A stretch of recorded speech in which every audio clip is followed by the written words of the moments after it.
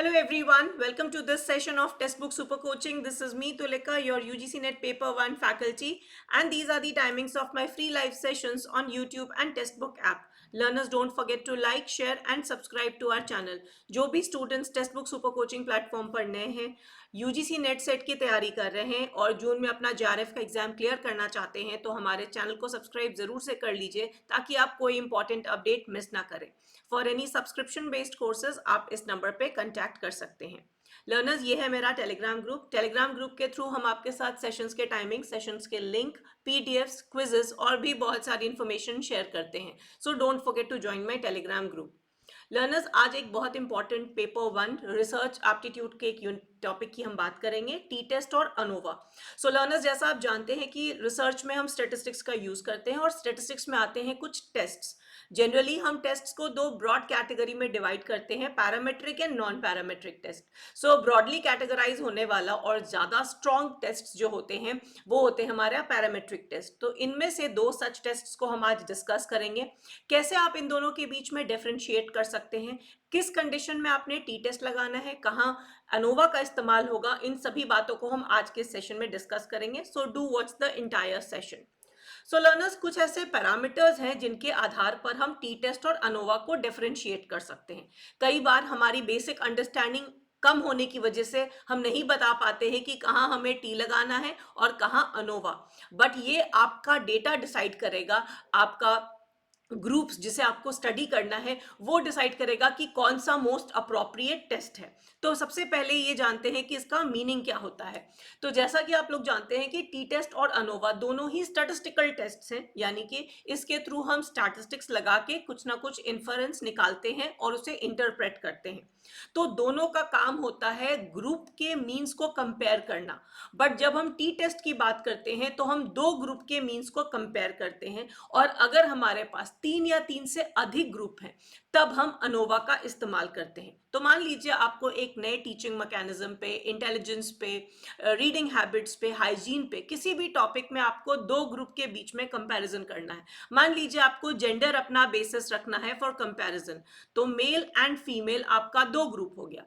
इन दोनों के जो आपके पास डेटा कलेक्ट होगा और उसका जो मीन निकल के आएगा, जब आप इन दो ग्रुप के मीन को कंपेयर करते हैं कि किसमें ज्यादा इफेक्टिविटी पाई जा रही है, तब हम टी टेस्ट लगाते हैं। और वही अगर हमारे पास 3 ग्रुप हो गया, से for example male, female and transgender, या कोई भी इस तरह का ग्रुप, तो उस केस में हम क्या यूज करते हैं, अनोवा का यूज करते हैं, जिसमें हम एफ टेस्ट करते हैं। सो अनोवा के एक स्टेज पहले, जो अनोवा का जो पूरा स्टेजेस होता है, फाइनल स्टेज से पहले एफ टेस्ट का रिजल्ट निकल के आता है, जो काफी हद तक टी टेस्ट के लाइंस पे होता है विद सम मॉडिफिकेशंस। अब हम बात करेंगे assumption of variance. So T test ये बात मान के चलता है कि जो दो ग्रुप्स हैं जिन्हें हम कंपेयर करने जा रहे हैं, उनकी जो वेरायंस है, उनमें जो फर्क है वो ऑलमोस्ट मिलता जुलता है। मगर वही अनोवा मानता है कि नहीं, मेरे पास जो ये 3 ग्रुप है जिनके बीच में मैं डिफरेंस खोजने जा रहा हूँ, वेरिएशन खोजने जा रहा हूँ, उनमें सब में इक्वल वेरिएशन नहीं है। इन ग्रुप के विद इन और इन ग्रुप के अमंग वेरिएंस जो है वो वैरी करेगा, मतलब अलग अलग लेवल का होगा।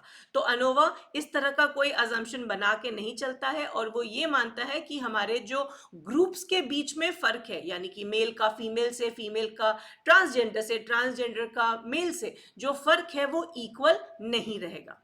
सैंपल साइज की बात करें तो यूजुअली हम टी टेस्ट को तब लगाते हैं जब हमारे पास जो सैंपल साइज होता है वो 30 से कम का होता है। तो इसको तभी अप्रोप्रिएट मानते हैं, यानी कि हमारा अगर सैंपल साइज छोटा है तो स्टैटिस्टिक्स की भाषा में 30-30 को एक बेंचमार्क माना जाता है। तो अगर आपका सैंपल साइज 30 से कम है तो टी टेस्ट इज अप्रोप्रिएट। वहीं अगर अनोवा की बात करें तो अनोवा एक ज्यादा स्ट्रॉन्ग स्टैटिस्टिकल टेस्ट है और वो बड़े कॉम्प्लेक्स डेटा को बहुत आसानी से मैनेज कर सकता है। तो इस वजह से इसे हम लार्जर सैंपल के लिए इसका इस्तेमाल करते हैं। अगर हम बात करें इंटरप्रेट करने की, तो टी टेस्ट का जो रिजल्ट्स निकल के आता है उसको इंटरप्रेट करना काफी इजी होता है, क्योंकि आपके पास दो ग्रुप्स होते हैं। आप उन दो ग्रुप के डिफरेंस को आसानी से एनालाइज कर सकते हैं, इंटरप्रेट कर सकते हैं। तो जो इसके रिजल्ट्स होते हैं वो बहुत आसानी से हम इंटरप्रेट कर सकते हैं।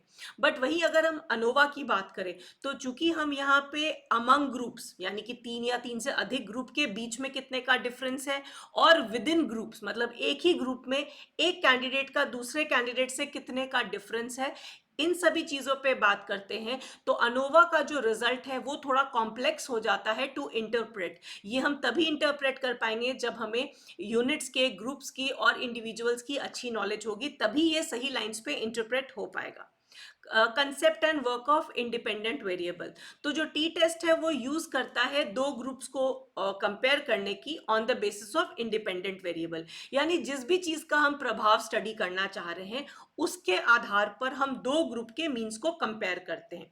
अनोवा की अगर हम बात करें तो ये कंपेयर करता है मल्टीपल ग्रुप्स, जैसे कि 3 या 3 से अधिक ग्रुप्स के वेरिएबल ग्रुप्स के मीन्स को कंपेयर करता है, और कोई एक इंडिपेंडेंट वेरिएबल पे नहीं, कई सारे इंडिपेंडेंट वेरिएबल पर काम करता है।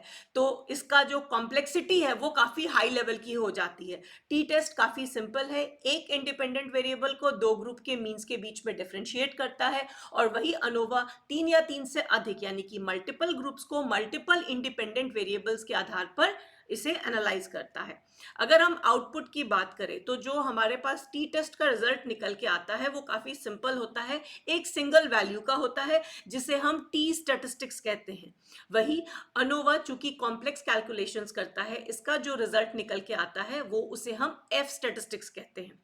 तो ये जो टी टेस्ट होता है वो क्वांटिफाई करता है कि हमने दो ग्रुप के मीन को क्या किया है, कंपेयर किया है, और अनोवा ओवरऑल डिफरेंस बताता है, यानी कि ग्रुप्स के विद इन एंड ग्रुप्स के अमंग।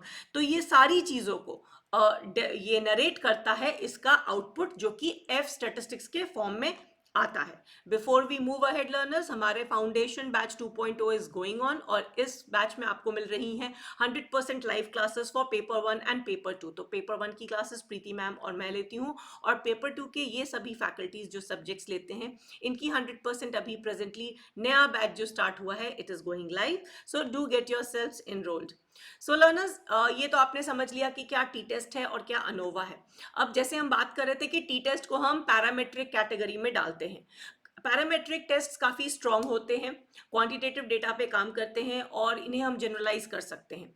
तो पैरामेट्रिक टेस्ट, कई बार ऐसा होता है कि जो हमारा डेटा होता है वो पैरामेट्रिक के अजम्पशंस को फॉलो नहीं कर पाता है, तो उस केस में क्या हम पैरामेट्रिक टेस्ट लगाएंगे? नहीं, उस केस में हम उसके नॉन पैरामेट्रिक काउंटर पार्ट की तरफ मूव करते हैं। तो जब भी हम टेस्ट करते हैं, टी टेस्ट करते हैं, तो अगर हमारे पास दोनों ग्रुप बराबर हैं, सेम साइज के हैं, तो हम पेयर टी टेस्ट का यूज करते हैं।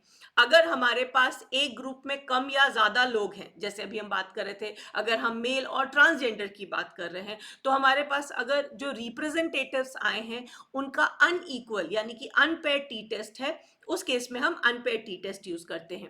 बट अगर मेरा डेटा नॉर्मल प्रोबेबिलिटी कर्व को फॉलो नहीं कर रहा है, होमोजेनाइटी ऑफ वेरिएंस को फॉलो नहीं कर रहा है, और रैंडमली डिस्ट्रीब्यूटेड नहीं है, यानी कि it was not following any probability lines, तो हम मूव कर जाते हैं नॉन पैरामेट्रिक टेस्ट की तरफ।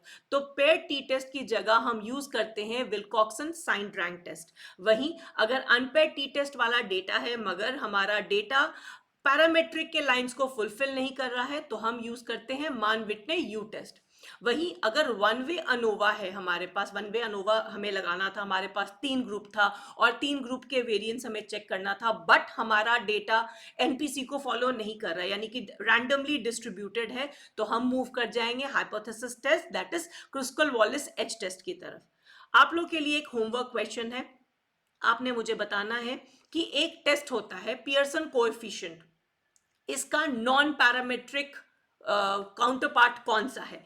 पियर्सन कोएफिशिएंट, अगर मान लीजिए मेरा एक डेटा है जो कि इस तरह से नॉन प्रोबेबिलिटी वो फॉलो नहीं कर रहा है, एनपीसी को, नॉर्मल प्रोबेबिलिटी कर्व को फॉलो नहीं कर रहा है, रैंडमली डिस्ट्रीब्यूटेड नहीं है, तो मैं पियर्सन कोएफिशिएंट तो नहीं लगा सकती हूँ, तो मुझे कोरिलेशन निकालना है। तो यहाँ पे मैं इसके कौन से नॉन पैरामेट्रिक लाइंस पे जाऊंगी, आपने मुझे उस टेस्ट का नाम बताना है, which is the non parametric test of Pearson coefficient. Right? I hope you all have understood the concept. Don't forget to like, share and subscribe to our channel. और हमारी सारी क्लासेस को रेगुलरली देखिए। Comment में मुझे answer जरूर दीजिएगा और बताइएगा which topic you want me to take next in statistics. Right? Don't forget to like, share and subscribe to our channel, and do join my Telegram group for all important updates. Thanks for watching.